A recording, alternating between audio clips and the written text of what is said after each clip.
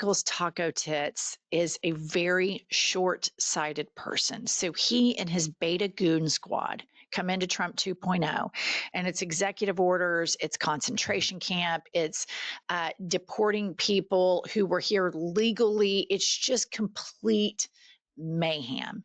And then all of a sudden they start realizing, oh shit, we have midterms. If the Democrats win, which historically that's what happens, especially I would imagine it's going to be a blue tsunami. If they win, we're fucked. I'm going to get impeached.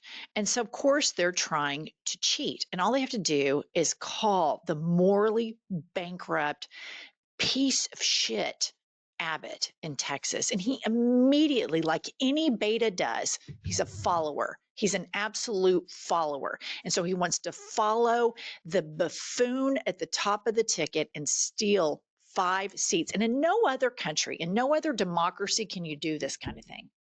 We live in a bogus democracy, but thank God there are some brave Texans in the state legislature that are speaking out. Play the clip.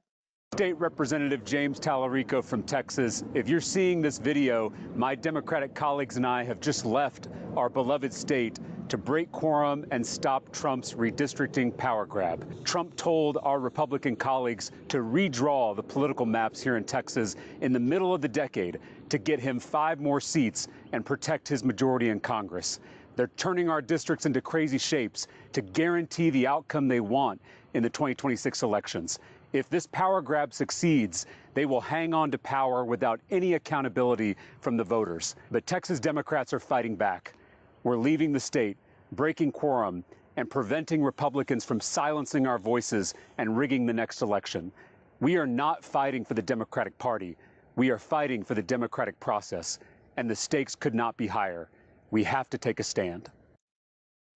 I think this guy is such a political talent. Absolutely. And I think if Andy Beshear of Kentucky and this guy right here were to come out and make an economic populist message. And Andy Beshear is very brilliant in the way that he defends the LGBTQ plus people and connects it to his faith. I mean, if you and I, we can sit and bash Christians all the time. I mean, it's who gives a shit, you know?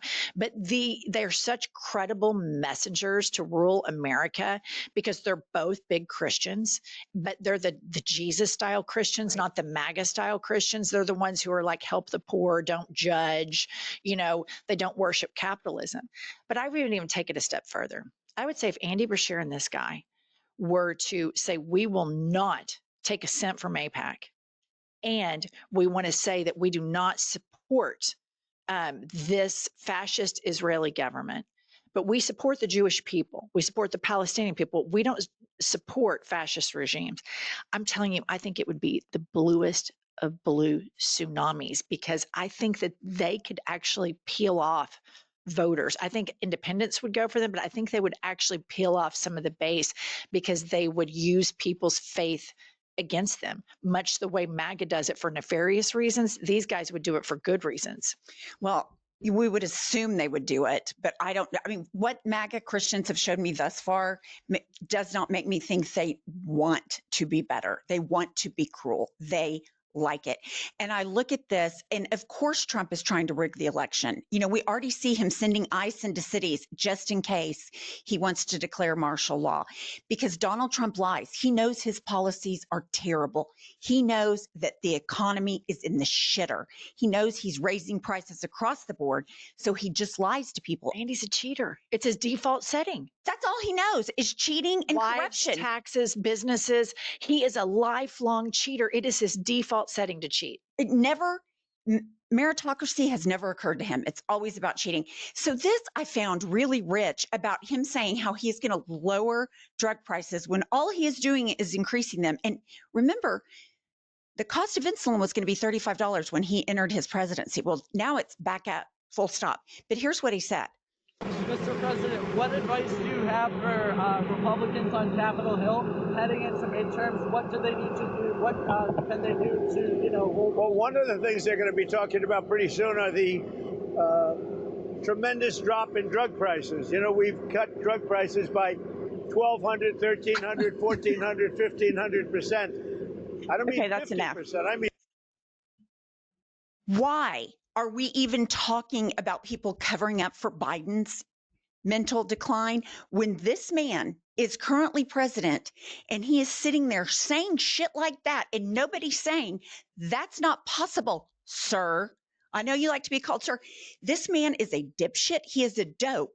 But his triple Trumpers are like, oh my gosh, he's going to reduce our drug prices 1,500%. It's worse because you have the triple Trumpers that buy into all of this, but there is a mass cover up with the media, with even some corporate Dems that do not come out, spit and fire against all of this stuff all the time. They voted for Marco Rubio. They earnestly, Cory Booker goes and votes for Jared Kushner's dad. There is just so much that this guy is allowed to get away with that nobody else would ever be able to get away with. And the triple Trumpers are the worst. They're the ones that I blame the most. But then I also think like that patriarchal system is always given so much deference that when we had Rahm Emanuel on this podcast, the very first thing that he wanted to do was signal that he thought the trans issue was crazy and that he wanted to show to the right wing, hey, I get it. They're getting a little bit too far left, instead of having the courage and the backbone to say, I get it. I understand if you live in rural America and you hear that somebody was born something that they present. I get that that sounds crazy, but this is a free country and it's not your business and we're not going to bully those people. That would have been taken political courage, but the political cowardice among all parties, among all journalists, among a lot of the constituents to constantly defer to this guy, the autopsy on that is going to be so damning, and Democrats are in on a lot of it too. No, you're right. And we can't even talk about the damage to the environment that's happening under this administration, nor the damage to science and vaccines and research, because we're just sitting over here watching authoritarianism be ushered in. But the numbers that we're getting out of this administration are going to be cooked from here on out. He lies to you about cutting drug prices 115, 1,000%. Now the job numbers are so terrible. The Trump administration just revised their own numbers down by 258,000 in the past 2 months. Over 250,000 new jobs that were reported didn't actually exist. So do you know what Trump's response to this, instead of, hey, I need to take a look at the tariffs, hey, I need to look at the economic policy, what he does is he fires the person that's in charge of collecting this data.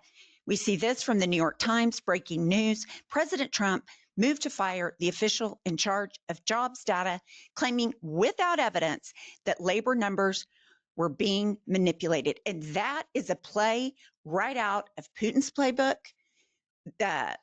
Kim Jong-un's playbook, Hitler. Nobody could tell Hitler. So he got crazier and crazier and crazier. And that's what we have here. Now we're going to have numbers that do not make sense, because they're over there on Fox News saying, oh, well, inflation's down. Bullshit. Prices are down. Bullshit. It's absolutely, you can no longer trust the U.S. government. Well, and this is a point where our Fortune 500 leaders, CEOs, are they going to step out? Because this is going to dismantle your company and the value of your stock. Corrupt countries, corrupt governments have bad economies. And this is going to deliver I think we're well on our way into a recession. And I think the stock market and all of those things are going to at some point pick up. I think stocks are grossly overvalued right now, but you're seeing all the indicators, tourism, these numbers being adjusted about jobs. And are they going to allow him to cook the books and devalue your business that you built, that you pay for lobbyists, that you do all of this shit to rip off your employees? You're going to allow this motherfucker to take it down? It's just going to be interesting to see if anybody has any courage right now, because I don't see that much of it. I see it more out of comedians and women than I do politicians or business leaders. Well, I think you're right. It has to be the business leader, because Congress isn't going to do it. They've already bent the knee. You see all of these places bending universities, the knees, law firms, it just bend the knee after bend the knee. But when asked about why he fired the jobs number person, this is what he said. fire the head of the Bureau of Labor Statistics? Because I think her numbers were wrong. Just like I thought her numbers were wrong before the election. Days before the election, she came out with these beautiful numbers for Kamala. I guess Biden/Kamala. And she came out with these beautiful numbers trying to get somebody else elected. Then right after the election.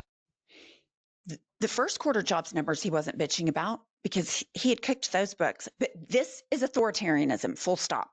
Well, there's just no question about it. And we were saying this back during the election. Yes. If this is a man who lies and cheats, he lies about his financial statements, right, in his personal businesses. He lies about his net worth in his personal businesses and has been sued for it and found guilty of these things. And then, of course, he's going to start doing this with the federal government. This whole thing, this presidency, what I think just amazes me so much is the amount of beta males that Trump has always been like this. Trump has always consistently been a con man, a liar, a cheater, a piece of shit. But a lot of these men that support him, you can find video evidence 2 years ago, 4 years ago, where they say completely different things. Look no further than Vice President J.D. Vance. Look at who he was a couple of years ago. And now look at who he is now. And there's nothing more beta than following. And it's not just J.D. Vance, it's Rubio, Graham, and you can go on and on and on. All of these people have a record of evidence of being somebody entirely different. And then they get in his orbit and they just follow him. And that is amazing to me, the amount of beta males that follow a person who just, their default setting is to make horrible, horrible decisions based in dishonesty, lying, and cheating. And he was such a bully. I mean, he's such a miserable, coward bully. I hate them all. It just makes me so mad. Please like this video, subscribe to our channel, and buy our book, Life is a Lazy Susan of Shit Sandwiches. It's a fun summer read.